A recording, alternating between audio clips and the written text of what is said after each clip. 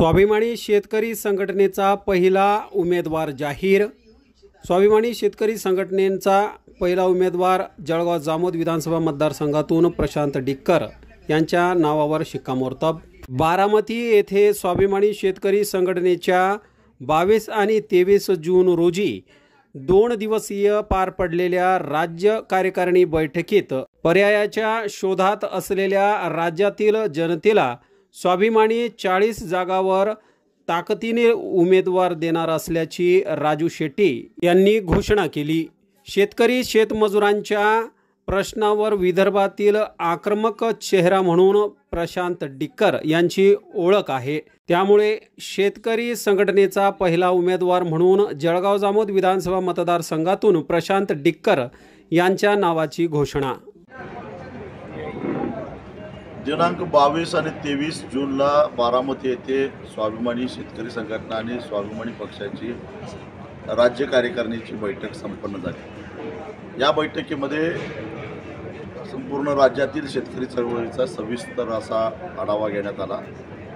विशेषतः बुलढाणा जिल्ह्यातील संग्रामपूर तालुका असेल किंवा जळगाव जामोद असेल या परिसरामध्ये शेतकरी चळवळीचं काम प्रशांत डिक्कर यांच्या नेतृत्वाखाली अतिशय उत्तम चालू आहे।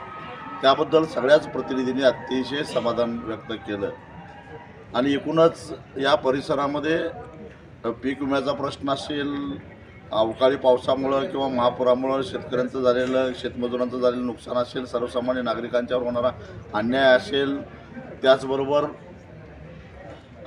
शेतजमिनीचा प्रश्न असेल, असे विविध प्रश्न घेऊन सातत्यानं प्रशांत डिक्कर यांनी आंदोलन केलं। त्याबद्दल राज्य कार्यकारिणीनं समाधान व्यक्त करून त्यांच्याकडून भविष्यामध्ये चांगल्या अपेक्षा व्यक्त केल्या आणि अशा पद्धतीनं ते काम करत राहिले तर हा आवाज रस्त्यावर राहून चालणार नाही, तर तो महाराष्ट्राच्या विधिमंडळापर्यंत पोहोचला पाहिजे, विधानसभेमध्ये गेला पाहिजे।